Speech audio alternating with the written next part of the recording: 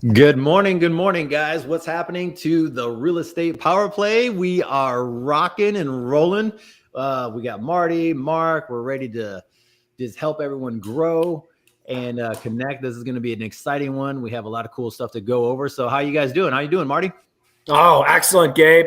Excellent. It was such a tremendous honor to finally meet the both of you gentlemen at, at the event, which we're For going to those talk who don't about. know, we went to an event this past weekend, which has been awesome. Commercial Academy.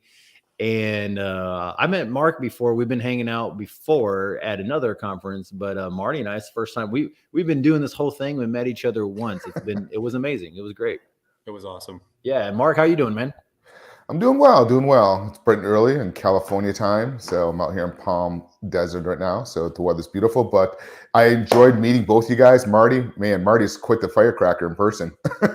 Yeah, the energy that comes right off you, it's great, man, and the networking was unbelievable, but we had a good time. Marty, I got to get that. I was trying to find that video that you did. We have to get that out there at some point, but yeah, it was a good time. Funny. It's so funny. As I was thinking about it, I was like, that's one that I have saved. So I'll upload that as soon as we're done with this. So that'll be good for everyone to see, kind of just us all together at the conference right out. You know, it's nice to see the branding of the Commercial Academy, which that's where we were. But what an excellent event. Yeah, yes. Gabe, you stayed extra, right? You stayed a few more days after. It was powerful. It was good. There's a lot of cool stuff to just really share about this, stuff that I've learned and stuff. And we want to get back to you guys. So guys, if you're listening to this and you're, like it, share it, connect it with others. If you have questions on anything that we're talking about, today is going to be about commercial and the stuff that really we got from this conference that we went to. And we're going to go over stuff like how it might have pivoted some of our single family stuff and how it might pivot some of our strategy and what do we might want to do differently. What's our takeaways, contacts, relationships, maybe how to connect with some people in these things if you ever go to these things. So we're going to dive into it right now.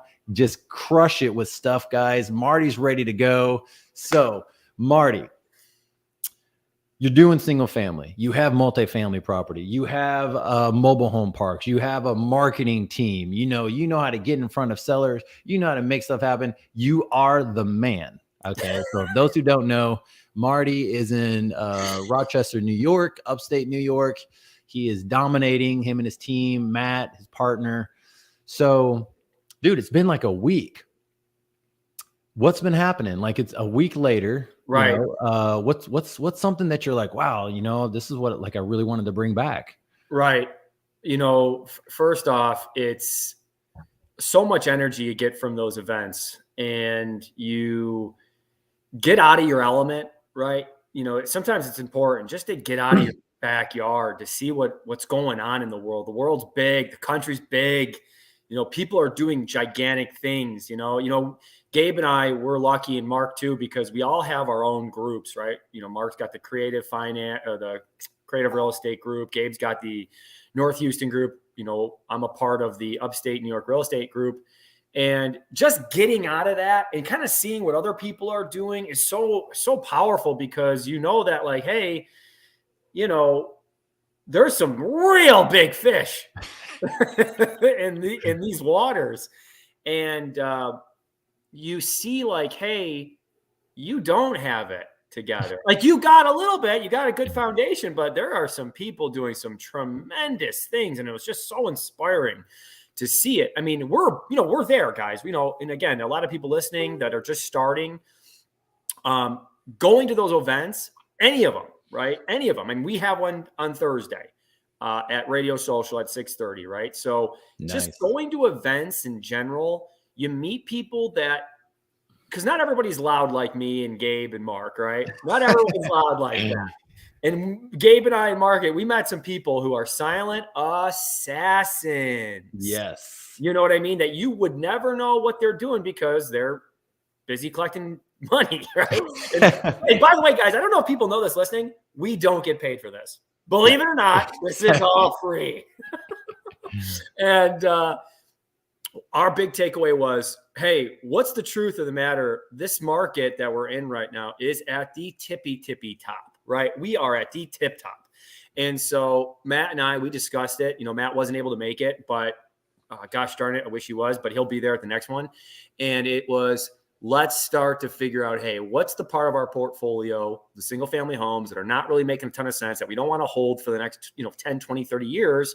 And let's start to get that off the books. Let's reevaluate some of the commercial stuff that got me really excited from that, obviously, Commercial Academy. And so that's what we're looking at, Gabe, Mark. That's what we're doing right now. We're actually selling probably about 4 on our portfolio that just aren't really what we want to keep long-term. So that was one huge takeaway. But I would love to hear what Mark actually took away, and then we can go to Gabe, because I want Gabe to talk about the second, third day where we weren't invited. Okay. So yeah, the same thing for myself. The takeaway, pretty much, I think all of us got the same thing. Is they just kept pounding at the conference. We are at the top of the market, and with the interest rates changing and the environment, that's how we're going through. It's a lot of these big boys are starting to liquidate some of their commercial assets and just kind of getting cash ready for the downturn and start grabbing stuff. So that was probably one of my biggest takeaways out of it. Now, granted, you got to remember, some of these are commercial, and so they're in some sectors and some classes, they're actually are starting to feel the default rates, like in the retail market, and then the hospitality. That was a big takeaway, that they're already seeing the default rates in that, which makes sense, from COVID, and the government's no longer throwing money into, helping businesses out. And then same thing, I went back and I reevaluated what assets that I want to start looking at and what I want to do to liquidate. My markets, Florida, a little different because of the political environment. So we're just looking at how to position ourselves, because we feel Florida is still going to kind of go forward, but it just won't be the double digits like it has been. Same with Texas.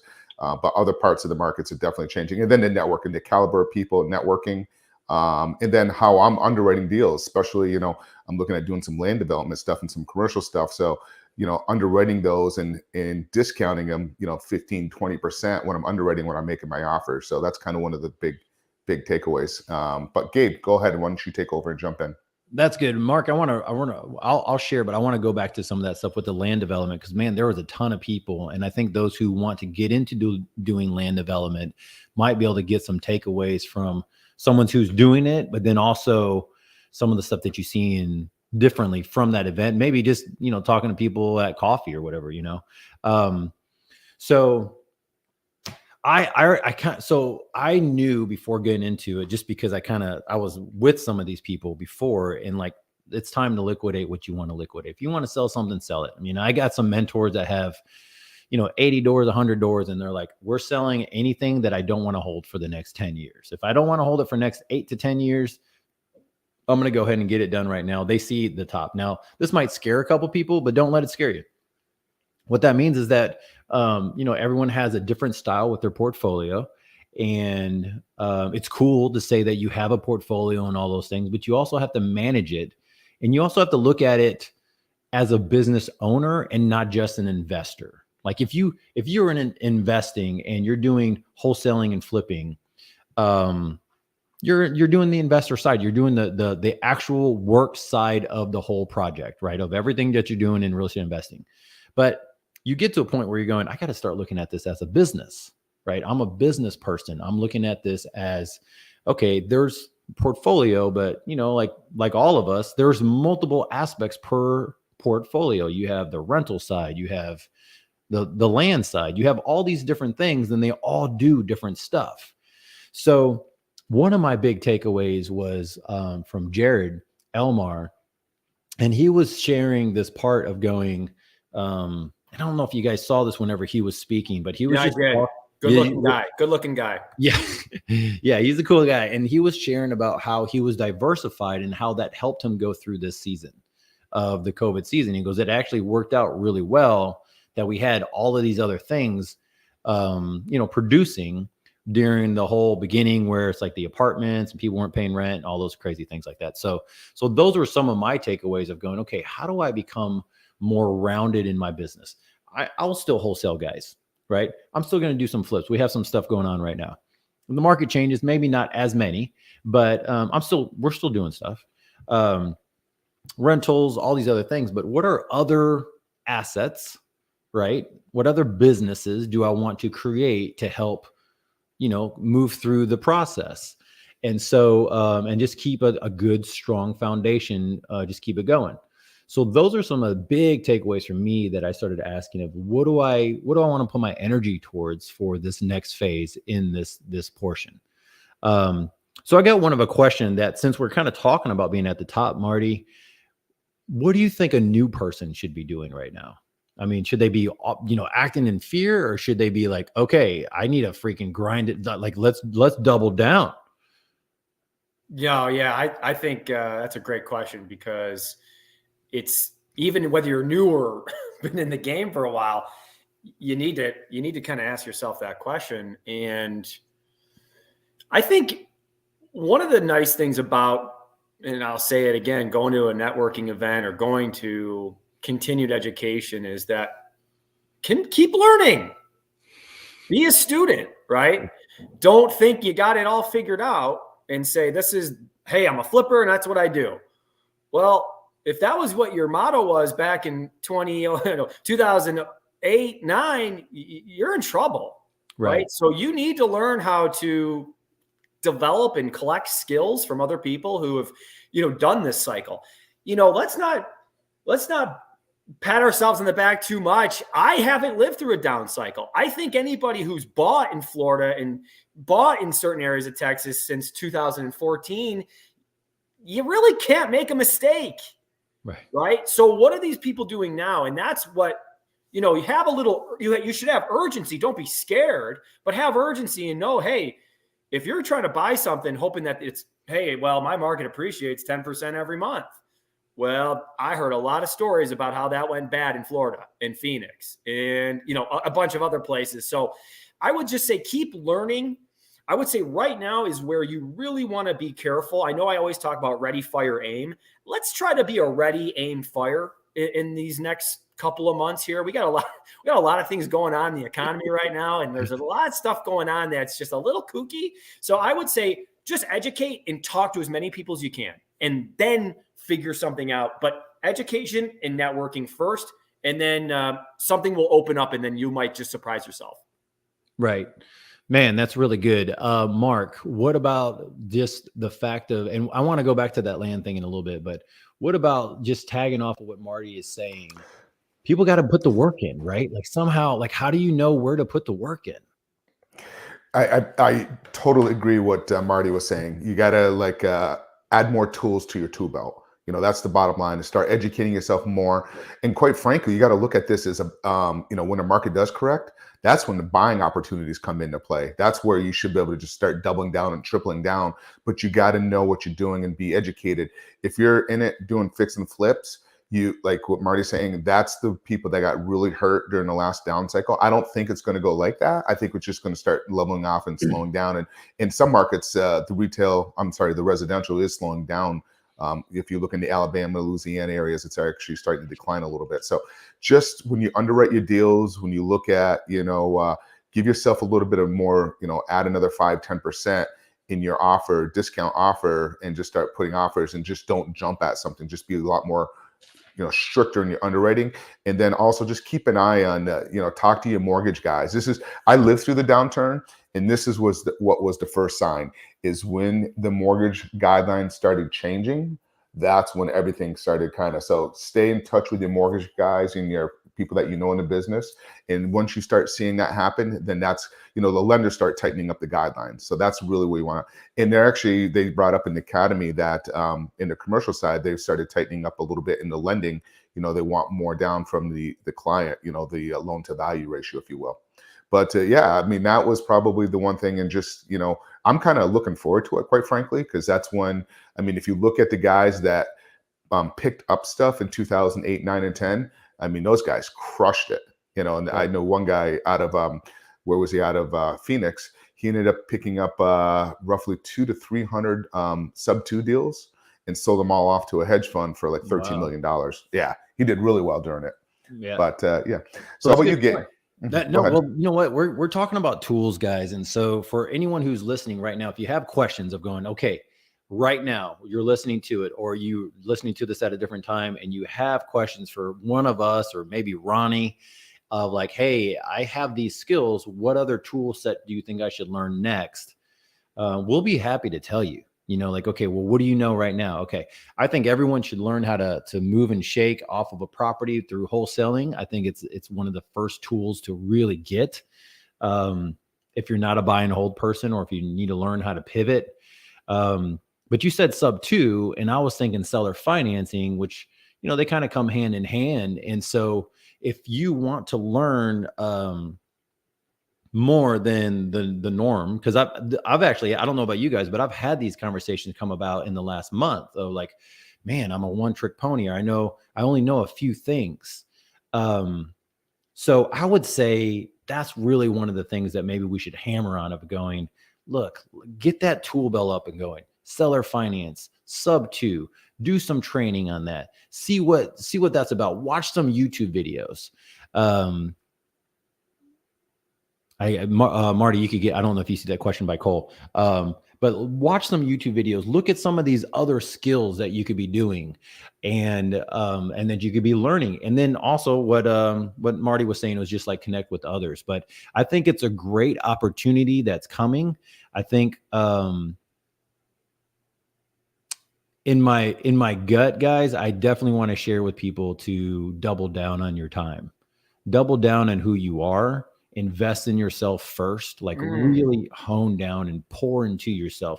Freaking books, YouTube videos, calling people early in the morning. There's a guy there, his name's Jeremy, and he's the guy from Vegas, and he has a book coming out. It's really cool. And man, he would get up at like 7:30, 8 o'clock in the morning, phone's right there, and he's making phone calls. He's getting up, getting ready, making phone calls 7:30, 8 o'clock in the morning, just going after and saying, I don't care. Like, I'm going to make this work. And, some people are answering the phone, or maybe you're calling somebody in a different area code or something, but take that time, right, to do it. I think that's probably the best advice I could give right now, is to really pour into yourself and make money while you're doing it. Figure out ways to do it.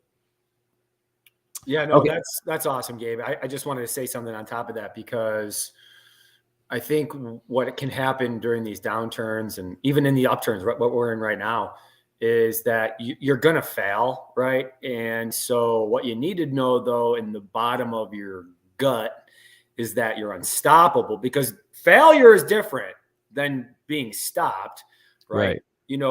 For us, we've had plenty of times where we've been punched in the face, and that's been a failure for us. But we knew that we were going to get to where we needed to be, and we knew we were going to get there. And that's kind of having that mindset of being unstoppable. So if you keep that in your mind, like, hey, let it come, let the failures come, and fail quick if you can, right? And you want to fail fast, and then make sure that when you're looking at that failure, you're doing a little bit of a forensics on it, so you can see what the heck happened, right? So you want to do that, but you don't want to point blame at anybody when you do that. You just want to see it, do your evaluation, move on, just because you're unstoppable. We got a question from Cole here. What do you see as the best REI hedge to ensure you can survive a downturn? What I would say is that it's always going to be a good idea to buy right. I would say that will never go out of style, and that will always hedge your bets when you're coming through a downturn. And what I'm saying by that is, I think a lot of people have bought, and if you've got a 30-year fixed at like 2-3%, those are super, super hot. Those are going to be like unbelievable, I think, in the next couple of years. Like, so I would say trying to make sure when you are talking to sellers and you're going to get financing from banks or anything, it's long-term and it's as low interest as you can get. And it's, they're willing to hold paper. I think that's what I would do. I think that's, if I'm going to hold something right now, if I'm going to take something down, I don't want anything that's happening with a lot of these mortgages, these commercial loans, which is, 3-5 year balloons. Right. It's a little tough. And we got a few. So, I have a few of those. we have a few. So what I would say to hedge against the ones that we do have is that we also have a bunch that are those long-term seller finance deals. So that's what I would say is when you're negotiating, keep that in the back of your mind, is that you want to get something that's going to be long-term and low interest. I want to piggyback off of that. That's great stuff. have multiple exit strategies when you're underwriting deals right now. What happens, like if you're using a hard money loan to do a fix and flip and you can't move that property, what happens? Can you have that hard money loan stretch? And if so, can you put a renter in there? Can that cover for a couple of years? You got to look at those options. So start having multiple strategies. But Marty nailed it on the head.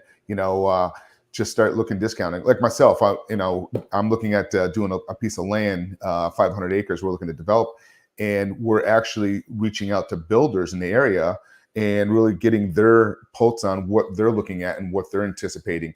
But you also, one of the big takeaways I took away is there's still parts of the country that's hot. Everybody is moving. You got to look at the job growth, where the job growth is going. It's all moving to the south. It's moving to the South Carolina, Georgia, Florida, Texas, Arizona. That's where everybody's migrating to. So that's one of the things where I'm really focusing on more in my real estate, where the jobs are going to grow there and what's going to keep, because in that area, the market is still going to keep moving along. It's just, you're not going to see the double digits. And you just want to be careful in some markets, with it going backwards, just make sure you give yourself a better pricing, like Marty up there, like in Rochester area. I don't know if you're starting to see a little bit up there, or what are you seeing up in Rochester? Well, we're a little unique just because actually, if you look at Redfin, we're the number one for the least amount of inventory. We just don't have the inventory. We really don't. Our stock is old stock. And so we're in a unique spot. And again, I think a lot of it has to do with that migration out of the cities, New York City, and they want a house you can buy in Rochester. You want to get out of Boston, you can buy in Rochester. So there's some of that.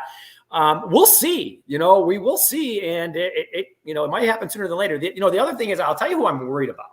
I'm worried about the people that have been buying short-term rentals based on the fact of the income that they're going to get based on that short-term rental, right? Yeah. So I'm not worried about the people that are buying rentals and then saying, I could make $200 a month, or I could try to make $1,000 a month, right, through short-term rental. I'm worried about the people going, for this to work, I got to get it for, I can make this work if I know I'm going to get 20 days of the month. Right. You know what I mean? Right. I can pencil this because I know I'm going to get at least 27 days out of the month that this is going to be rented. That's who I'm really worried about. And I don't think people are really talking about that. And I would be very worried because people are buying based on, well, this just sold for this. This just sold for this. And the appreciation that's going on with those short-term rentals. I could be wrong. It could be like the best thing to do during the downturn. But I'm just a little bit worried. I look at that as buying opportunity for us. 100%. Okay, guys. So this is the Real Estate Power Play. We, we do this every Tuesday. So like us, share us, connect us with, or if you want to connect with any of us or ask questions, even now while we're going live, let us know. We're talking about the market condition, kind of about the real estate, and then also some of the stuff that we took away from a commercial event that we went to. All of us have different businesses and different takes on the stuff we got. One of the takes, so we're talking about there's a 5-day weekend, and most of the guys on here went on a 3-day, and then there's an additional 2-day with some of the people that are doing the wildest things right now. And I want us to pivot into the power play side. And one of the things of really building a real estate power play team is the word team. Like, I noticed people having good partnerships, JV partners. I know that Mark JVs with a lot of people on the Power Play channel. Marty does. I JV with people over here. And just really having a good investor team, right? And if you're going to do investing, what are some of the things that you need? What parts do you need to have? But I noticed everybody who was doing really well had some established foundation already of the investor team. Like, well, who do they rely on? What are the other stuff? Almost everybody had an assistant, which was really cool. I'll send it to my assistant. And most of them, I think 95% of them were VA assistants, except the bigger offices, but they all had VA. So if you're new and you're doing this and you're going, man, I can't afford this, or assistant, oh my gosh, $25 an hour, $20. No, we could be looking at it going, you know what? You have a VA assistant that's affordable. They're going to come along beside you and help you build your business. And that's something that's really empowered me over this past week of going, how do we need to change a couple things? I already talked to my guy, and he's awesome. He's probably listening to this thing right now. So Marty, real estate investing, we're helping out people. We want to help people grow. They need to build a team. What are something that from either the event, a commercial, to just to highlight it, like how do you expect somebody newer to do this and learn and build and do these other things? Is it just JV? Yeah, it's awesome. I'm actually jealous. I want to talk to you off air about the assistant stuff. We're running into that where we need more help. So that's really cool. But know yourself. I think Gabe talked about this earlier, is kind of know what you would bring to the table. I think that's number one when you're thinking about a team, because you don't want to be thinking me, right? You want to be thinking, what am I going to bring to the table that's going to help other people? And if you think that way, the team will develop. I believe that. I believe your team will start to just organically come when you go, what do I do really well? What can I bring to the table? And what can I provide? So that when you're talking to somebody and they say, well, what do you do? What they're really saying is, how can you help me? Right. When you're at a networking event, anything, what do you do? Immediately think, well, that means how can you help me? And if you start saying, well, I'm really good at sales, or I'm really good at marketing, and I can do those things. I can drive for dollars very well. I have that time and I have that hunger to do it. And I know it's just, I don't understand the numbers, and I don't understand the construction side, and I don't understand management quite yet. Great. Figure out what you're going to bring to the table, because all of a sudden people go, what, you can do that? Man, I wish I could do that. All I can really do is just, raise money. And it's like, you know what I mean? And it's like light bulb. So it starts to just happen organically. I think, of course, you want to get a realtor. Of course, you want to have someone that is a hungry realtor, is a hungry real estate attorney or title off, agent. And I would say find rock stars if you can. You know these people. These people are the ones that are doing a podcast. These are the people that are, on social media posting about what they're doing. These are the people that don't give an F. And they're going to tell you because they want to provide value to people. And if you can provide value to people who are providing value, you are going to win in this game. So remember just try to figure out what are you really good at, and just try to start getting it out there to people. I mean, there's so many people listening to this right now. And there's so many people who aren't listening to this right now who are investors, or they want to be real estate investors. And nobody really even knows it, Gabe, Mark. They don't even nobody even knows in their network, right? Nobody knows what you're trying to do, right? Listen, there's a small minority of people not listening to this. The majority of the folks are in right now listening. That's super. But no, truthfully, I think you got to tell everybody about what you do. You know what? I want to chirp in. When we're sitting there, the weekend starts. We grab a coffee, we grab a breakfast. We're gonna go sit down. We sit down. We find a perfect spot.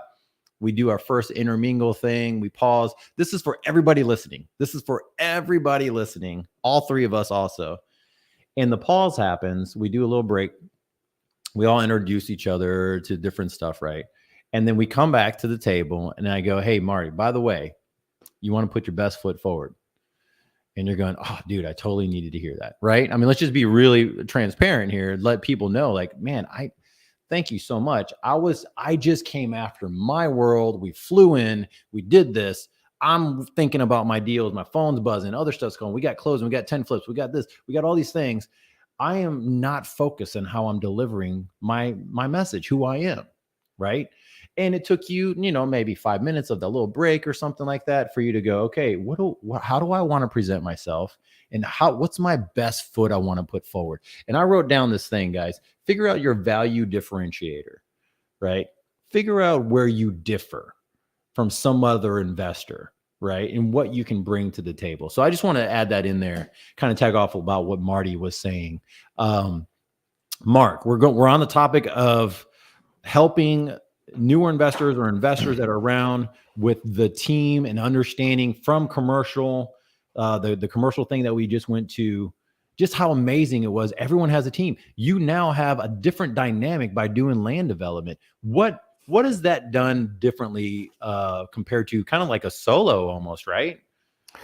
Yeah, great stuff. And Marty, you hit it right on the head too. It's, find somebody. I always look at the opposite. You said find, what you're good at, focus on that. I do the opposite. Where I'm weak at, I look for somebody that's strong in that area, and then I bring them into. That's kind of how I've always done it, and I built several businesses that way. And I found a good business partner that we're in businesses for 10 years. We had multiple businesses where I knew where I was weak, where he was strength. So it really offset, and it kind of helped us grow quite a bit that direction. So that's kind of where I focus on. But on the land development, that's a whole different game. That's like you have multiple players in that one.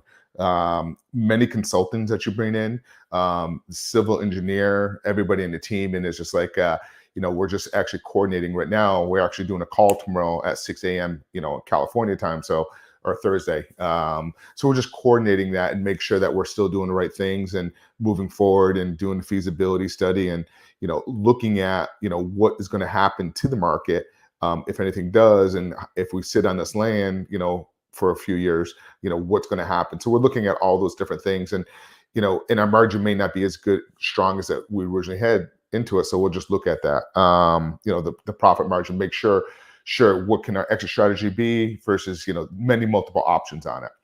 But yeah, definitely you need multiple teams. In the VAs, I love VAs, as you guys know that, and really setting up systems. That's what I've been really strong at in multiple businesses, just setting up systems through the years of just making sure it's like almost assembly line, and use your CRM to really help out and kind of prioritize, as you guys know, closest to the money. That's what I like, and that's what I train my VAs. All right, what are you working on right now? And VAs are great. They made my life huge, and my VAs are great. Highly recommend. A little tip on that if you're training your VAs, because I've heard multiple people starting out and they're frustrated with a VA, and I actually went through that myself when I first started a VA many years ago. I was like frustrated 3 months into it. I'm like pulling my hair out. They still didn't know what they're doing. Do videos, do training videos. When you train them, you have the video, set up a really easy system and, save it in Google Drive training, and they can go in there and they can reference it. And then as you hire more people, they can go through the videos as well. So that's good stuff. And I know, Gabe, you've had a great VA as well there. Yeah, guys. So, again, real estate power play. We're talking about building the team from a perspective where we just left a high intensity commercial investor group that's helped us go back to some of our normal day-to-day stuff and go, okay, what can we do? One of them was just understanding the market. Another thing was understanding like the building out of the team. And so I just wanted to throw that out there. If you have any questions about any of that, if you want to go big, you really have to have a better team that's around you, and you got to learn how to JV, and you got to learn how to trust people. I mean, it's a lot to go over, but you can do it. That's the thing, right? As far as doing videos and stuff, if you are I wish I could show, I almost want to do like a breakout segment, Mark, where we just kind of go in and help people. You know what? Why don't we do that? If you are listening to this, and if you listen to this other time, I will dedicate some of my time, 30 minutes, to someone else's system. It might just be talking through your system, but I think it would be great just to do 30 minutes of I just want someone to get breakthrough of going, dude, I just need, maybe we could do like a separate Zoom or something, Gabe, of just like help someone, like, man, I needed the help. I needed someone to come in and go, look, you have all these things. I remember I showed Ronnie my system one time, and Ronnie goes, holy cow, where's all these leads coming from? And I'm like, they're all right here. And I'm going, dude, like, you got to sort them out. And I'm like, I'm trying, dude. Like, we're just going and going and going. And he just created a couple filters that was like, amazing. So as far as the videos go with your team, I think it's the best way to do it. I know what's amazing is that I know a lot of teams that have been built and they don't use video at all. They don't use video for communication. They don't use video for refreshing or anything. I just showed my team member to do something this past week, and it was just through, okay, I'm going to tell you how to do this, but let me make a video real quick of it. so that way you can watch it 2 or 3 times if you need to. Where is the button at, or what do you need to do? So this is stuff that's really powerful for you guys to put into place. And what you don't know now, if you're newer, you don't know that you're creating the culture for your business. You don't know that you're creating a database of info. So the next time around, someone's able to just to plug in. It's not that much harder to do. It's easier and easier and easier. So that's about it when it comes to team and stuff like that. Now, coming off of what we just saw, guys, we saw some crazy stuff people were doing. Did it blow your mind and go, I think I could, did it go, I think I could do more? Like, I want to go to Marty first, because I only know Marty as a more guy. Like, I've never seen him as going, I think I'm good. I think I'm good. Like, never. So Marty is probably going, well, I just tripled my goals. I didn't think I wanted to get into the gold mine business, but after that one I did. And that just was for wild. just for reference, there was a member there who's not just doing commercial real estate and apartment buildings, but also has like the only license to mine gold and ore in Colorado. I mean, and I think part of that is, in this business, what's really cool about real estate is, and I've said this in other videos, but the corridor principle, where when you start in business, just wholesaling or single family, whatever it might be, just you're walking down this corridor and it's kind of like a hallway, and there's just enough light to see a foot in front, so you take these steps, right? And all of a sudden more doors on the side start opening up, and you just don't know until you take that first step. And that first step for you might be, making that offer on that home. That might be, calling that seller and telling them, hey, I want to, you getting under contract, so it's just so interesting, all the things that can open up in business. And yeah, I think it always is going to want you to, times 10 some things. And it did for us. And that's why, we took a short-term approach on some of our things in regards to the properties that we had, saying, well, let's just hold on to them and we'll just make it work. Well, you don't have to do that. It doesn't have to be painful. It doesn't have to be hard, right? We can do some things that make your life easier. And that can be, tough to kind of get and understand. But yeah, I think it was really interesting seeing what people are doing. I mean, one of the guys bought a hotel on Times Square, and wow, dude, and so if you just go, you're the same guy, you're flesh and bone as me, right? And it's like you said, it's the team. What part of the team are you, right? It's not just him by himself. So think bigger. That's what it did for me. But at the same time, I think it's important to figure out what you're good at, figure out what you want to do, right? It's not for everybody. And it's a very, very interesting thing that what we saw. I'm really excited about what's coming down the line for us. And I hope people are excited too. I hope people have hope in regards to, hey, anybody can do this. It's for everyone. Right. In a way where if you are someone who's hungry and willing to take a little bit of some learning lessons and use that, you can do it. And yeah, that's what I'll say on that. Cool, dude. Cool. What about you, Mark? Well, I wanted to ask you, Gabe, and Marty mentioned this before, let's jump in a little bit, like what you learned and what you went through on your second couple of days afterwards. Yeah, we could do that. One of the big things that I noticed was, no one to hold them, no one to fold them. Right. It was a thing where there's some projects that are out there right now that are, they're kind of marginal, and they're like, okay, if you do this, you can 7x it in the next 4 years. All right. If everything, like today, if the market stayed consistent 4 years, it would be a 7x deal, but you have a 3x right now. and it's one of those type of deals. Like, would you take a 3X from what what you put into it? Would you take something that you take the money off the table, 1031, reinvest it into something else right now? Or are you going to go and put all of this energy into this one project? And if this one project doesn't work, that kind of mentality. I saw that. I thought it was beautiful to just see them go through the process, and then everyone kind of picked apart of going, not apart in a negative way, but just really added to of going, well, what about this point of view? What about that point of view? What about if you put a driveway right here instead? What about the ingress and egress of a piece of property? And the real estate side of things, or the commercial side, when you're looking at a retail center, what about can you get permitting for these other things? And just realizing how much soundboard you really need if you want to add a couple zeros. It's worth it, guys. I'm telling you, it's worth it. If you want to add some zeros to these transactions, but you really need to have not just a team, but soundboards, and soundboards in the right way, right? Where you have someone who's saying, I can't get my tenant to pay right now. Well, have you tried this other way? Have you tried these other things, or have you renegotiated? So those are some of the things that I saw also that was really powerful.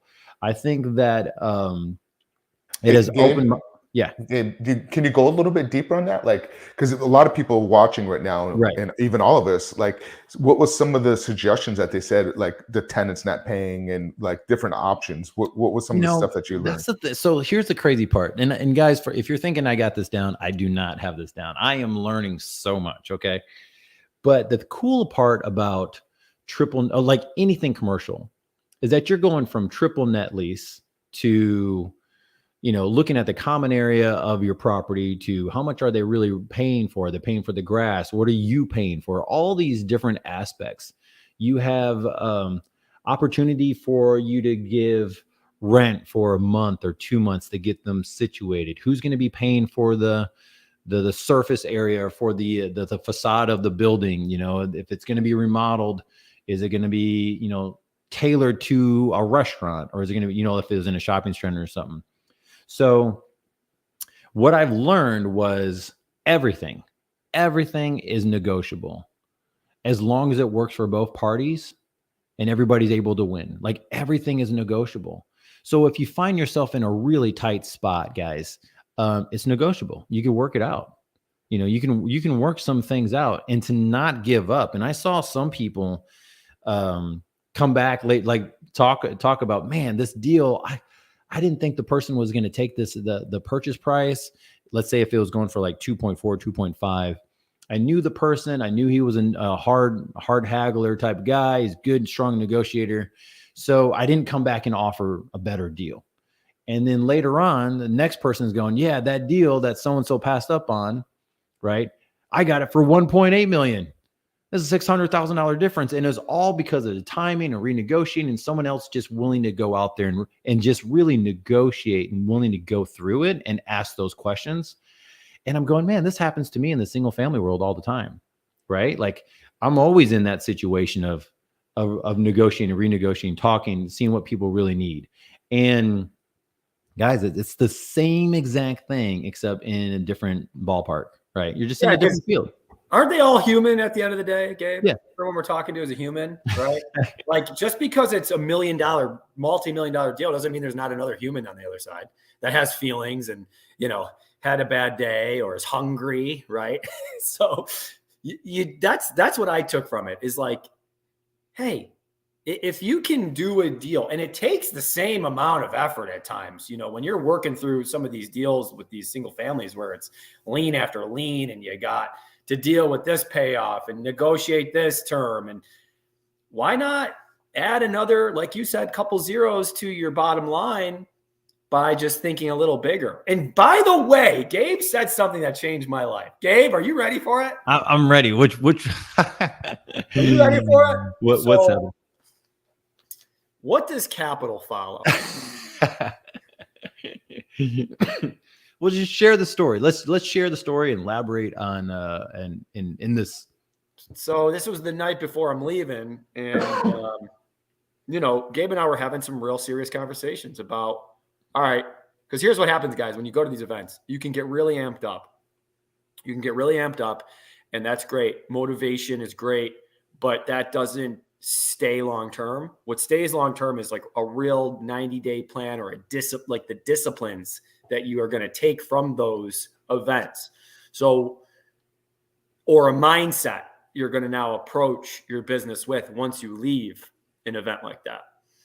So, Gabe and I are talking, I'm talking about, Matt and I we're flipping houses, and we got these goals with our flips. And Gabe said something that, was very powerful, and just in how little adjustments, with bigger properties can make dramatic differences on the back end. So Gabe, you told me something, but we were also talking a little bit. What was your point of view when we were having that conversation? Then I want you to just say it. Just get right to it. Get right to it. So guys, if you're in the single family space and you're getting there, we were talking about where does the money flow? Yeah. Right. Where does the money follow? How do you get into the vein of the money, whether it's flipping more houses or whatever? And I was like, at the end of the day, like, money isn't really attracted to like a new roof or plumbing, a rehab of a plumbing job, or, the fixtures of the cabinet, the latest and greatest thing. You have cool things on the wall nowadays. It's not really doing that. Like, if you look at really, really big money, it's not interested in those things. It's interested in the cap rate of a property, right? It's interested in the numbers, like the real numbers of a property. And that, after we got done talking about it, I'm like, man, it was like an aha moment of going, we could be chasing a flip. You could be chasing, like, you guys ever do a deal, and maybe someone who's on here, you ever do a deal just because you wanted to prove that house right, of going, this house will not get the best of me. Like, I'm going to freaking tell this thing what to do. Who's the boss? It's going to look freaking awesome. I'm going to crush it. It's going to be amazing. Right. And anyone? No. 100%. And then at the end of 45, 90 days, you're like, whew, man, I did it. But then at the end of the day, you're like, okay, you got to do it again. Right. You got to do it again. You got to do it again. So that's something that came to me over this conversation of us literally going, how do you get in the vein of momentum of really building successful businesses and where the money really flows? Yeah, I think the key thing is, and it's what's funny is, and the way my brain works, it doesn't always complete thoughts. So bear with us. Is that, sometimes people go, well, I have to do a single family house first, and then I can do a 4-family, and then I can do a 10-family, and then I can do a 100-unit or something like that. Right. Or, I got to flip 5 houses before I can do certain things. And I think that's wrong. I just think that's wrong.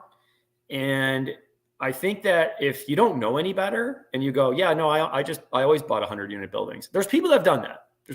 So if that's something that you want to do, if you go, listen, I don't want to do the transactionary every day, get up and have to get and hammer the phones again to find the next flip. And trust me, sometimes I don't either.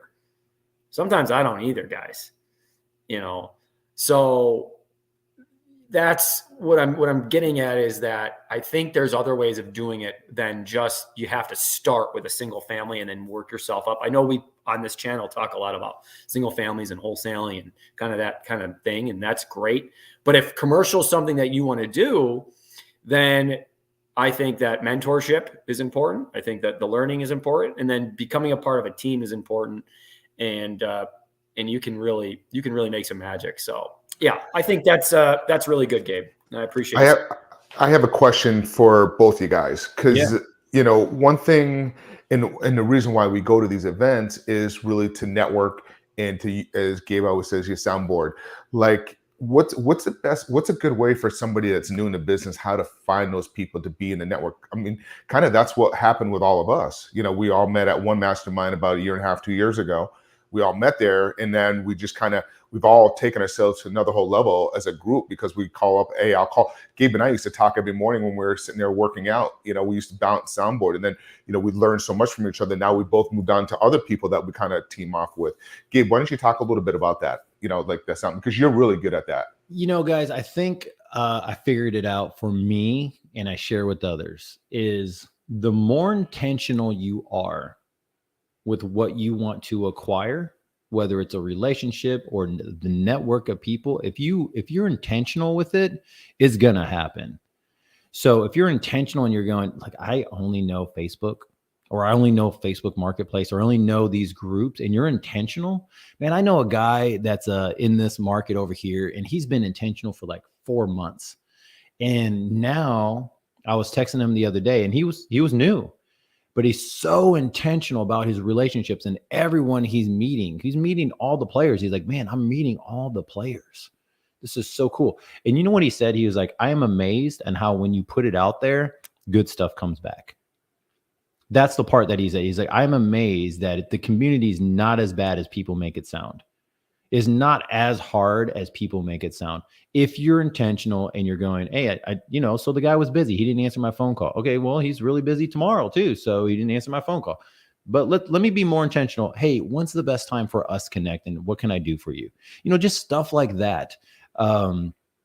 So Mark, I think those were kind of the cool things, is like, if it's Facebook, then it's Facebook. If it's Instagram, then it's Instagram. If it's meetup.com, you go to meetup.com. Just be intentional, and then be intentional about what you want to receive out of it, and then you go until you get it. And then you go to the next part. Like, I need a lender. Man, I need a lender right now. So you go and you meet, and you focus on those.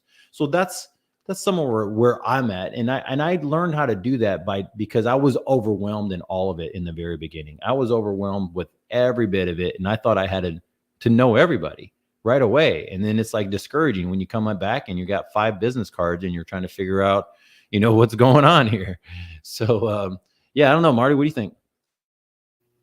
Yeah, I think that's great. I think being intentional is a real important thing. I think one of the things, just with when we're, getting back to the Commercial Academy, I'll tell you this. I think it's really a good play to, with the conversations you're having, be like really intentional about that conversation and putting all of your thought and putting all of your effort in that one particular conversation, and not going, oh, there's this person that's coming by and I saw this guy talking before, and oh my God, she's killing. I got to talk to her about this. And then you're kind of like being non-fully there for those other conversations.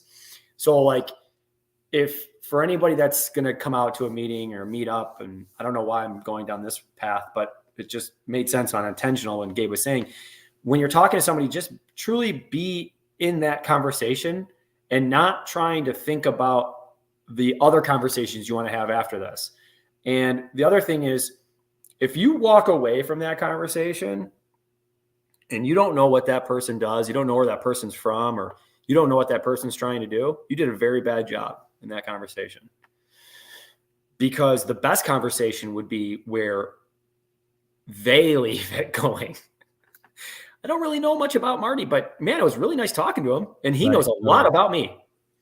Right. So now that I can find out how ways to help him. Right. So you want to be the one that's constantly engaged in asking the questions and being the one that wants to find out, because everybody wants to talk about themselves. So the person in a conversation who knows the most about the other person after wins. That's good. That's good. Follow up, guys. Look, again, this is Real Estate Power Play. We're trying to help you guys grow to the next level. Do you guys care? We're trying to help you here. We're trying to help you here. No, we know you care. We know you care. Yeah. We love you. All right. So, we love you guys. We love you. Follow up. Here's the thing. I have a list of follow-up calls that I have to make. Okay. I have it down on my little note section of like, hey, I want to connect with that person. There's different ways that we connect with different people, of how you share your contact info when you're at events, when you're doing other things. Make sure you put emphasis on your follow-up, right? The follow-up is key. How many people did we connect with, Marty, Mark, that you're like, I need to just send a text message. They're going, dude, that was awesome. I'm crazy busy. Let's connect at some point. That's pretty much what my whole text messages were last week. We just left. It was not this past weekend, last weekend. So all last week, I was just following up. I got to remember who I connected with, and I want them to remember me. And we both exchanged information. You know what? Let me get your number. Let's connect. If there's that conversation, I just want to let you know the doorway is open. The corridor of whatever that Marty was talking about with the dark and the footsteps and everything else, whatever that was. Yeah, that doorway's open for you. Okay. And so you establish that relationship. You need to follow up by simple text message. Let's do it. I'm gonna go meet with some of the people that Marty and I got to meet at that one table. There you go. Is Mark sending out text messages right now? No, this is my calendar today. I'm completely booked with everybody that I met from the conference. There you go. I'm completely booked all day today on this. There you go. See, there you go, guys. So so that's so key and so important. So again, we're kind of coming off of a high in this power play of just stuff we learn and stuff we want to help people gather. And some of these things are just the basics of real estate investing and building a business, building a team, building good connection, being intentional about whatever you do. When it comes to the market conditions, everyone sees what's going on. Have a couple tools in the tool belt, right? Don't just focus on one. When you get that, be intentional about those other tool belts. And if you want to level up right now, if you want to level up to commercial, or you think that's something that you enjoy doing, start digging into it. Start doing it now. Don't wait. I waited. I think I should have been into this game about 3 years ago, guys. Just because it was something that I've always wanted to do. I was just too darn scared to do it. And now I'm going, man, I love this stuff. This is so fun. So y'all, that's about all I have for Real Estate Power Play. I just want to invite you guys to like what we're doing, to share it with some of your friends if you think that it's of value to you. Mark, you want to do a sign off for us? Sure will.